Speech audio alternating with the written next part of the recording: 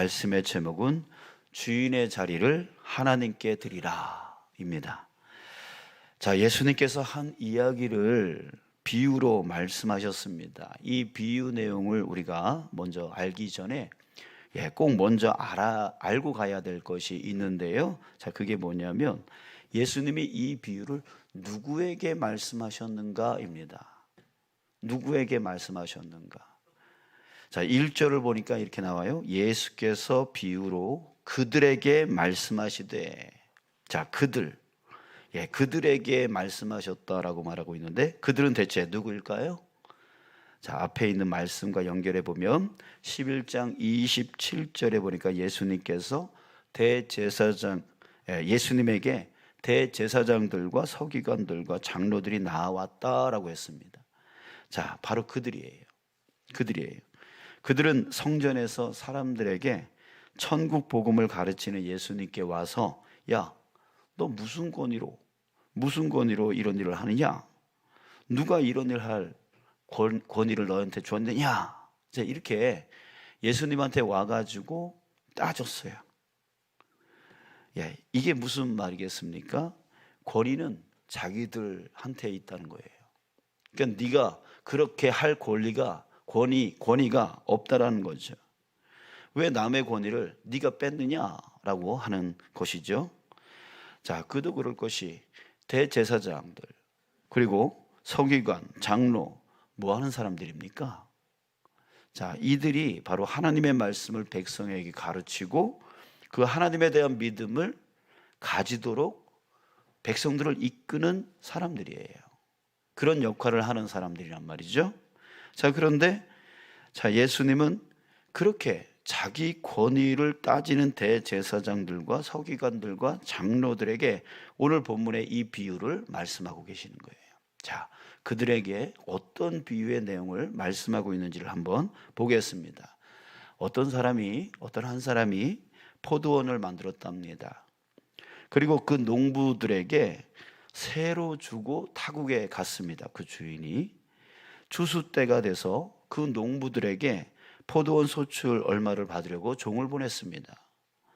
그런데 그 농부들이 이 종에게 주인에게 드릴 그 소출을 주는 게 아니라 오히려 이 종을 잡아서 심히 때리고 그냥 보낸 겁니다.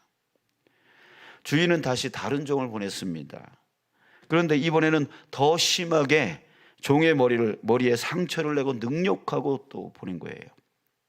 주인은 또 다른 종을 보냈습니다. 그랬더니 이번에는 보낸 종을 죽여버렸습니다. 또 보내니까 또 때리고 죽이고 그렇게 했어요. 자, 그러다가 주인이 최후의 방법을 씁니다. 바로 자기 아들을 보내면 분명 들을 것이다. 이렇게 생각해서 아들을 보냈어요. 자, 그런데 그 농부들이 이러는 겁니다. 이는 상속자니 죽이자. 그러면 이 유산이 다 우리의 것이 되지 않겠느냐? 그리고 아들마저 죽여서 포도원 바깥에 내다 버려버렸습니다. 자, 이 이야기를 예수님이 들려주셨어요. 그리고 그들에게 이렇게 묻습니다. 포도원 주인이 어떻게 하겠느냐? 자, 그리고 스스로 또 답까지 말씀해 주셨어요. 주인이 와서 그 농부들을 진멸하고 포도원을 다른 사람에게 주리라. 자, 여러분들, 이 이야기를 누구에게 들려준 거라고요? 대제사장, 서기관들, 장로들. 자기 할 일은 하지 않고 자기의 권위만을 주장하고 있는 그들에게 하셨다는 거예요. 12절에 보면 그들이 예수의 이 비유가 자기들을 가리켜 말씀하심인 줄 알고 라고 했어요. 자, 그들은 알았어요.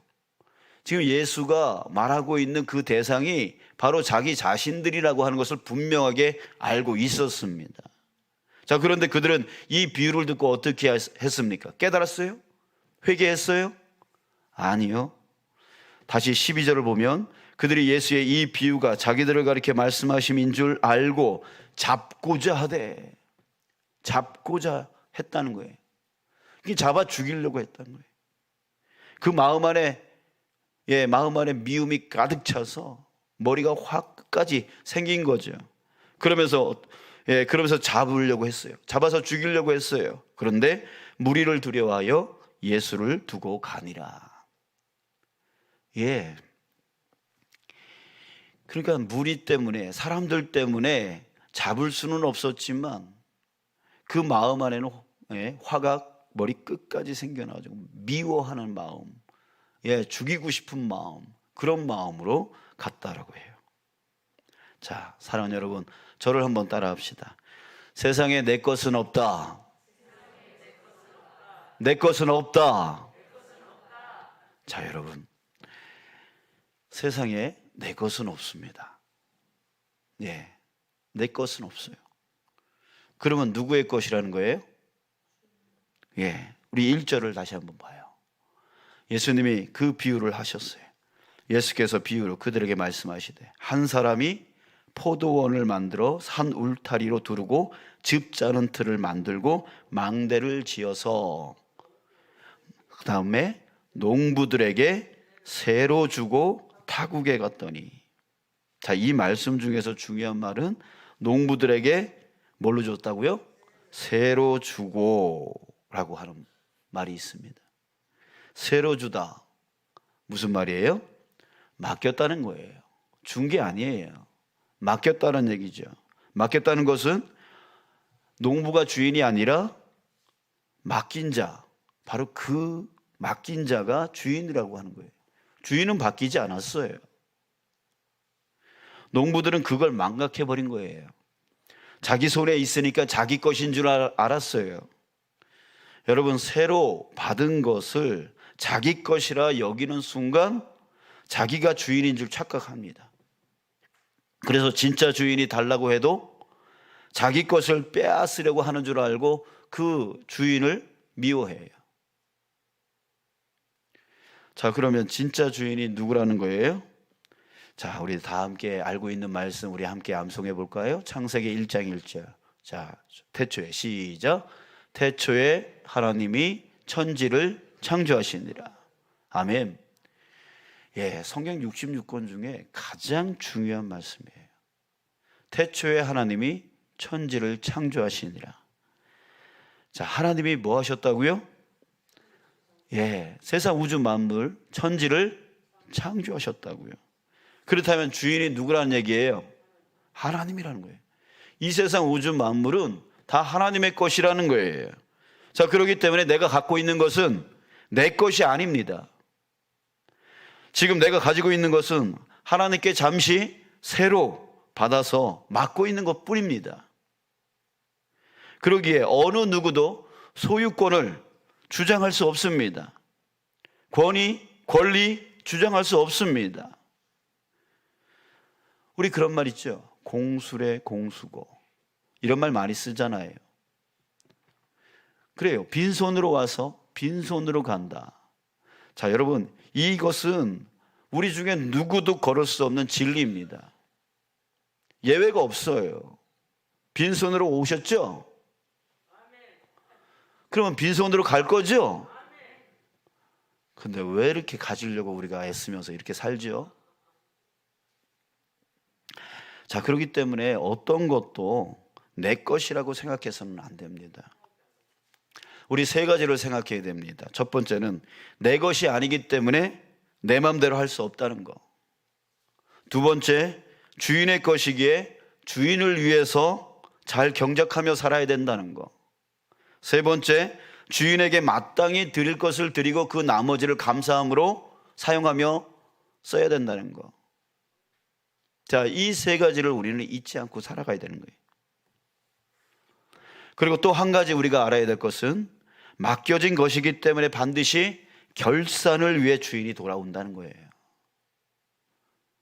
내가 지금 맡고 있는 것들, 우리가 지금 하고 있는 것들, 그것을 결산하기 위해서 반드시 주인이 돌아온다는 거예요. 돌아와서 평가한다는 거예요. 심판한다는 거예요. 달란트 비유가 바로 그것을 우리에게 말해주고 있죠. 그때 어떤 사람들은요, 잘하였도다, 착하고 충성된 종아, 내가 적은 일에 충성하였음에 내가 많은 것을 내게 맡기리니 내 주인의 즐거움에 참여할지어다 라고 이런 말을 들을 사람이 있을 겁니다. 그러나 어떤 사람은 이 악하고 게으른 종아, 이 무익한 종을 바깥 어두운 데 내쫓으라, 거기서 슬피 울며 이를 갈리라 라는 말을 들을 사람이 또한 있을 거예요. 자, 예수님을 찾아와서 따졌던 대제사장들, 서기관들, 장로들, 그들이 가진 권위는 하나님이 맡겨주신 권위였습니다. 그렇다면 하나님을 위해서 그 권위를 사용해야 했습니다. 하지만 그들은 자신들의 이익을 위해서 그 권위를 사용했어요. 그래서 성전에서 뇌물을 받아먹는 그 일을 서슴없이 했습니다. 내 건데 뭐, 이런 생각으로요. 자, 그런데 예수님이 인기가 올라가니까 그걸 빼앗기는 줄 아는 거예요. 자기 건데 저 예수가 내 밥그릇을 빼앗는구나, 내 권리를 빼앗는구나, 내 권위를 빼앗는구나, 이렇게 생각하는 거예요. 그러면 어떻게 해요? 미울 수밖에 없는 거예요. 그래서 잡아서 죽이려고 하는 거예요. 참, 이렇게 자기 것이 아닌데 자기 것인 줄 알고 자기가 주인인 줄 알고 살아가는 자의 모습이 바로 이렇다는 얘기예요. 사랑하는 여러분, 우리가 가진 모든 것이 다 주님의 것인 것을 절대로 잊지 마시길 주님의 이름으로 축복합니다.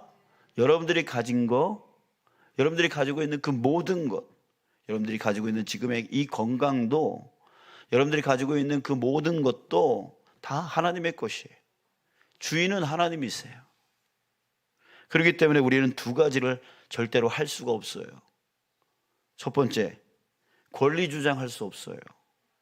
이건 내 겁니다, 내 마음대로 할 겁니다 라고 말할 수가 없다는 거예요. 권리는 오직 하나님께 있으니까요. 대신 우리는 뭐 하는 거예요? 그것을 맡아서 섬기는 거예요. 섬기는 거예요. 섬겨서 하나님 모시기에 아름답게 만드는 것입니다. 그래서 우리가 자주 쓰는 말이 바로 섬김이에요. 섬기는 거예요. 가정을 섬기는 거예요. 교회를 섬기는 거예요. 이 사회를 섬기는 거예요. 권리 주장하는 게 아니에요. 내가 누군데 라고 하는 게 아니에요.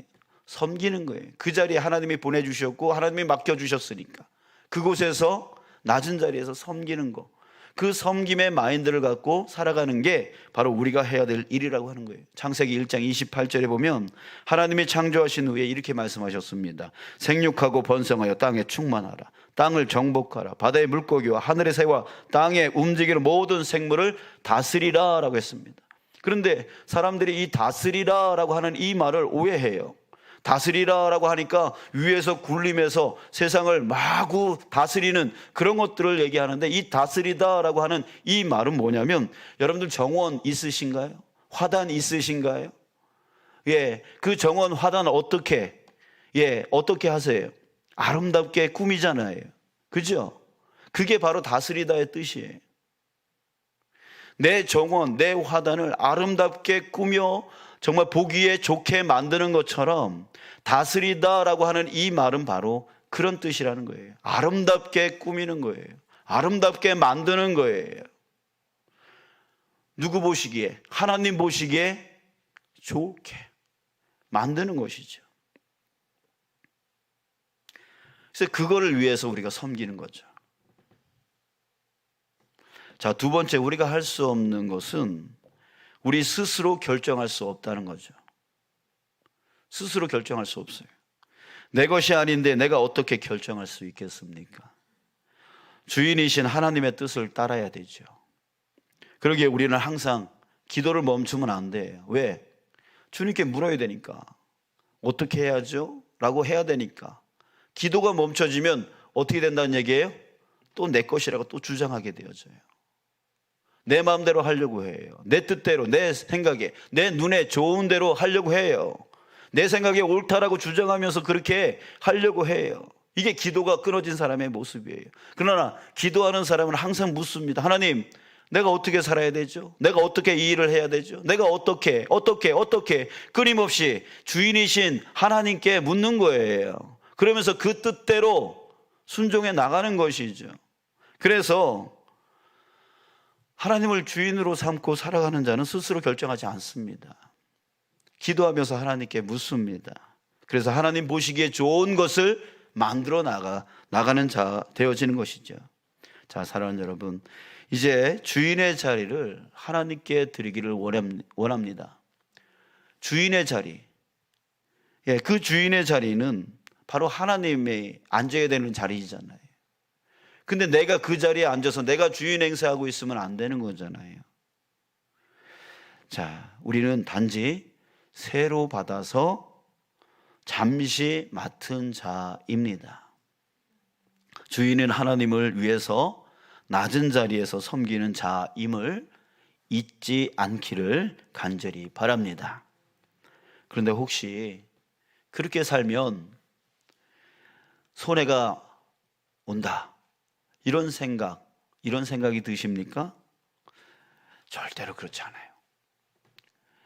하나님을 내 주인으로 삼고 하나님의 뜻대로 살아간다는 것, 그것은 내 눈에 나에게 손해가 되어지는 일처럼 보일지 모릅니다. 하지만 절대로 그럴 일은 없어요.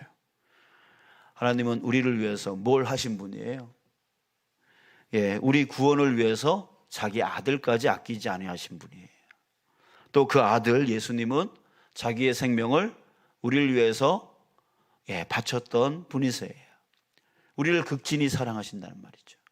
그 사랑에서 결코 우리를 끊을 수 없다, 어떤 것도 끊을 수 없다라고 할 정도로 하나님은, 또한 예수님은 우리를 사랑하시는 분이세요.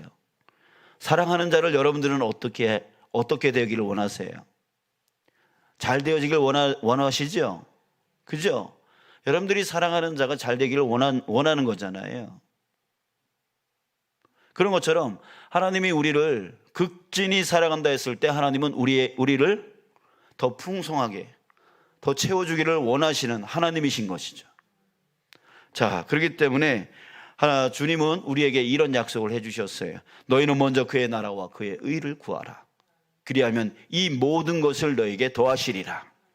이 모든 것이라고 하는 것은 우리에게 우리 삶에 필요한 그 모든 것을 말씀하고 계시는 거예요. 그러니까 우리가 주인이신 주님의 나라, 주인이신 주님의 그 뜻대로 살아갈 때에 세상 사람들의 그 눈에는 그렇게 살아가면 손해인 것처럼 보일지 모르지만 사실은 그렇지 않다는 거예요. 주님은 우리를 사랑하시기 때문에 더 좋은 것, 더 풍성한 것을 채워주기를 원하시는 것이에요. 자, 그렇기 때문에 그 약속을 해주신 거예요. 먼저 그의 나라를 구하라. 먼저 그의 뜻을 구하라. 그리하면 이 모든 것을, 너희들에게 필요한 그 모든 것을 너희에게 채워주리라. 사랑하는 여러분, 저와 여러분들이 바로 그거 믿고 살아가는 자들입니다. 그게 바로 그리스도인입니다. 하나님은 우리를 위해서 무엇이든지 주시고자 하시는 분이에요. 그렇기 때문에 주님 뜻대로 살면 오히려 더 풍성한 영원한 생명과 더 풍성한 그 육의 삶을 누려 살아갈 수 있게 되어지는 거예요. 우리 시편 1편 3절 말씀. 그는 시냇가에 심은 나무가 철을 따라 열매를 맺으며 그 잎사귀가 마르지 아니한 같으니 그가 하는 모든 일이 다 형통하리로다. 아멘. 아멘. 주님의 길을, 하나님을 나의 주인으로 삼고 그 주인이신 주님을 온전히 쫓아가는 자, 그런 자에게는 형통의 길이 준비되어 있습니다. 자, 사랑하는 여러분, 우리 꼭 기억합시다. 내가 내 삶의 주인이 아닙니다. 내 모든 것, 그것은 나의 소유가 아닙니다. 바로 하나님께서, 주인이신 하나님께서 나에게 맡겨주신, 새로 맡겨주신, 그래서 언젠가 다시 오셔서 그것을 다시 평가하실 그런 맡은 자이다라고 하는 거 여러분들 기억하시고, 자기 마음대로 자기 뜻대로 권리 주장하면서 살아가는 우리가 아니라 오로지 주님께서 내게 맡겨주신 그 모든 것이다 라고 하는 그 마음을 갖고 오로지 섬기고 오로지 주님의 뜻을 쫓아가려고 노력하며 살아갈 수 있는 저와 여러분, 우리 모든 영혼 되어지길 주님의 이름으로 축복합니다.